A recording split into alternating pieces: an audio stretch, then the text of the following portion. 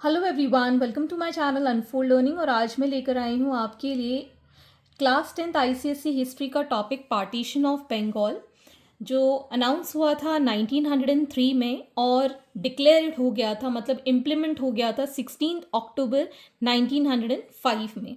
16 अक्टूबर 1905 मतलब 1905 में ये पारित हो गया था। और ये जो दिन था जिस दिन ये अनाउंस हुआ, उस दिन को डे ऑफ मोर्निंग के नाम से इंडियन लीडर्स ने इसको नाम दिया। शोक दिवस के फॉर्म में इसको अनाउंस किया इंडियन लीडर्स के थ्रू। वाइसरॉय उस टाइम थे लॉर्ड कर्जन, जिनकी डेट थी 1899 से 1905 तक ये रहे। और इनका मोटिव था कि हमारे अंदर जो नेशनलिज्म की भावना है वो ख़त्म हो जाए और जितने भी नेशनलिस्ट मूवमेंट चल रहे थे उस टाइम पर उनको वो कमज़ोर कर दें। अब इन्होंने ये पार्टीशन ऑफ बंगाल का जो अनाउंसमेंट है ऑफिशियली क्या दिया, official reason was the administrative convenience, कि उन्होंने कहा कि ये जो रीजन है इसमें पॉपुलेशन बहुत ज़्यादा है। बंगाल के अंदर पूरा बंगाल अगर मिला लें तो उसकी पॉपुलेशन 78 मिलियन है, जो कि 1/4 of the total population of India है उस टाइम पे। तो इन्होंने कहा कि एडमिनिस्ट्रेशन उस पूरे बंगाल के अंदर करना बहुत ही डिफ़िकल्ट टास्क हो रहा है। इसको अगर हम डिवाइड कर देते हैं तो हमें काम करने में, हमें अपना जो एडमिनिस्ट्रेशन है वो चलाने में आसानी होगी। लेकिन एक्चुअल में रीज़न जो लॉर्ड कर्जन के दिमाग में था, दैट वाज दी बंगाल जो था वो इंडियन नेशनलिज्म के लिए बहुत अच्छे से जाना जाता था। वहाँ पर बहुत सारे इंडियन नेशनलिस्ट रहते थे और जो कि पार्टीशन होने के बाद कमज़ोर पड़ जाएंगे और टूट जाएंगे, बिखर जाएंगे, मतलब डिवीज़न के बाद आपस में बिखर जाएंगे। और दूसरा था कम्युनल डिवीज़न। कम्युनल डिवीज़न मतलब हिंदू मुस्लिम डिवीज़न करना चाह रहे थे। जोग्राफिकली दिखेगा, लेकिन दिमाग उनका यही चल रहा था कि एक पार्ट में हिंदू चले जाएंगे, एक पार्ट में मुस्लिम चले जाएंगे, तो इन लोगों के बीच में आपस में डिवाइड एंड रूल ब्रिटिशर्स कर पाएंगे।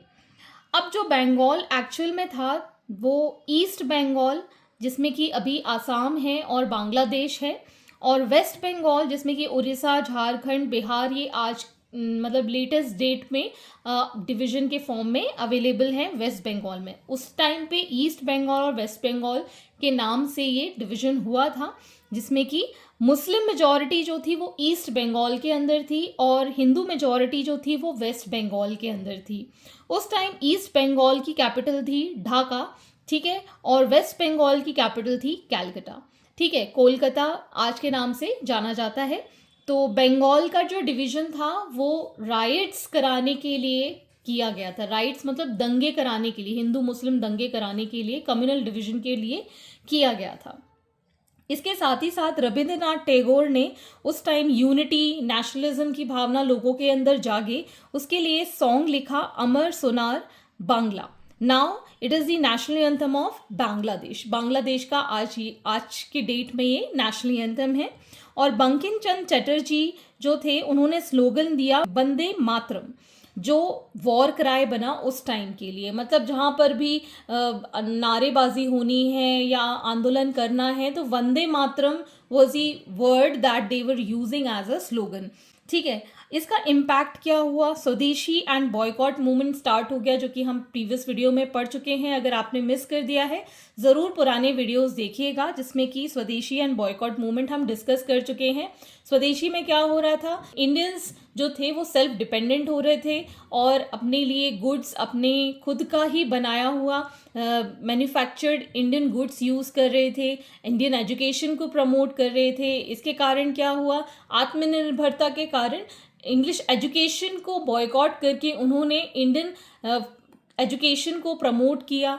साथ ही साथ बहुत हमको इंडस्ट्रीज़ नई नई खोल के मिली इंडिया के अंदर, इंडियंस की ही, ठीक है। और जहाँ जहाँ पर उनको आंदोलन या एंगर दिखाना था ब्रिटिशर्स के अगेंस्ट, तो वो जो मैन्युफैक्चर्ड गुड था जो कि ब्रिटिशर्स लेकर आते थे उसको जला देते थे वो लोग, ठीक है। तो ये सब हम पहले भी डिस्कस कर चुके हैं प्रीवियस वीडियो में, वहाँ पर आप डिटेल में जाकर देख सकते हैं। Next is Muslim league. तो मुस्लिम लीग जो थी वो ईस्ट बंगाल में जाकर अलग से एक स्थापना की गई, जैसे कि इंडिया के अंदर आईएनसी, इंडियन नेशनल कांग्रेस बनी, यही बाद में जाकर मुस्लिम लीग जो कि बांग्लादेश के अंदर अभी, ठीक है ना, अभी का जो बांग्लादेश है वहाँ पर जाकर ये मुस्लिम लीग की स्थापना हुई। तो ये हम नेक्स्ट वीडियो में करेंगे। और मेनली यहाँ पर जो लीडर्स हैं वो हैं विपिन चंद्रपाल एंड ए रसूल, जो कि बहुत ही ज़्यादा आंदोलन क्रांतिकारी तरीके से इस पार्टीशन के अगेंस्ट थे। ठीक है, carried on agitation against partition. Agitation का मतलब है आंदोलन करके या नारेबाजी करके इस पार्टीशन को नहीं होने देना चाहते थे। देवर अगेंस्ट पार्टीशन। ठीक है, इस वीडियो में इतना ही, और हम हिस्ट्री के नोट्स के फॉर्म में पढ़ रहे हैं। Let me know in the comment section अगर आपको वीडियो अच्छी लग रही हो तो, और क्या आप ऐसे वीडियोस और चाहते हैं। अगर आपको वीडियो पसंद आ रही हो, यूजफुल लग रही हो, तो please do like the video and share it with your friends, and don't forget to subscribe my channel and press the bell icon for the notification. See you in the next video with new topic. Thank you for watching.